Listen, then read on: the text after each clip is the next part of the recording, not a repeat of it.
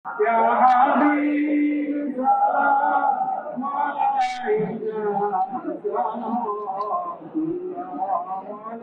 ছাত্রদলই আজকে জাতীয়তাবাদী দলকে নেতৃত্ব দিচ্ছেন বহু গুণীজন।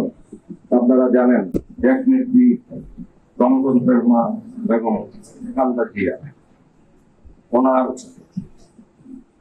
স্বাস্থ্য সংকটাপন্ন। উনি বাংলাদেশের একটা ইতিহাস, এবং যেটা জাকির ভাই বলেছেন, উনি আর এখন শুধু জাতীয়তাবাদী দল জাতীয়তাবাদী দল এবং বিএনপি সম্পদ না, উনি আসলে গণমানুষের সম্পদ, বাংলাদেশের সম্পদ। আপনারা দেখেছেন বিগত কয়েকদিনে সারা দেশ দল মত নির্বিশেষে তার জন্য কিভাবে দোয়া চাচ্ছেন। তার মানে উনি মানুষের মনে জায়গা করে নিয়েছেন। উনি সারা জীবন এই দেশি মানুষের জন্য, বাংলাদেশিদের জন্য, আমাদের জন্য উনি অনেক ত্যাগ স্বীকার করেছেন।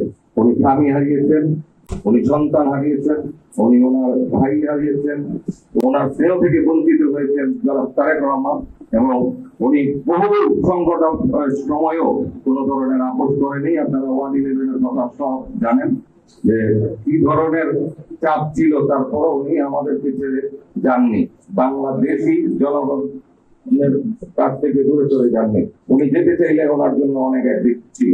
তো ওনার উদ্দেশ্য একটাই, উনি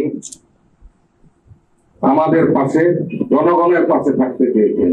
অনেক ত্যাগ আছে।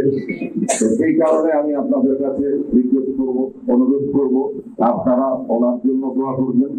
উনি যাতে দ্রুত সুস্থ হয়ে আমাদের পাশে ফিরে আসতে পারেন, সেই অনুরোধ আমার থাকবে। এবং পাশাপাশি ভারপ্রাপ্ত চেয়ারম্যান জনাব তারেক রহমানের জন্য দোয়া করবেন। উনি উদ্গ্রীব হয়ে আছেন, উনি মায়ের স্নেহ পাওয়ার জন্য, মায়ের সেবা করার জন্য। আল্লাহ পাক যাতে ওনাকে এই সুযোগটা করে দেন যত দ্রুত সম্ভব। আমরা আশা করি আমাদের নেতা আমাদের কাছে আসবেন, আমাদের পাশে আসবেন। আমাদের ভাই তার সোনালী প্রতি ছাত্র দলের আমানুল্লাহ রহমান ভাই, যারা বড় বড় নেতৃবৃন্দ তৈরি হয়েছে আপনাদের মাধ্যমে, আপনার এই ছাত্র দলের মাধ্যমে। আমাদের অনেক আশা আপনাদেরকে নিয়ে। আমরা স্বপ্ন দেখি যেটা ছাত্রদলই এক সময় এখানে আবুল আলী সিদ্দিকী, এরা কিন্তু ওইখান থেকে উঠেছে, ওই ছাত্র দল থেকে আজকে নেতৃত্ব দিচ্ছেন মহানগরে। আমরা আশা করবো আপনারাও ঠিক ওইভাবেই নেতৃত্ব দিবেন।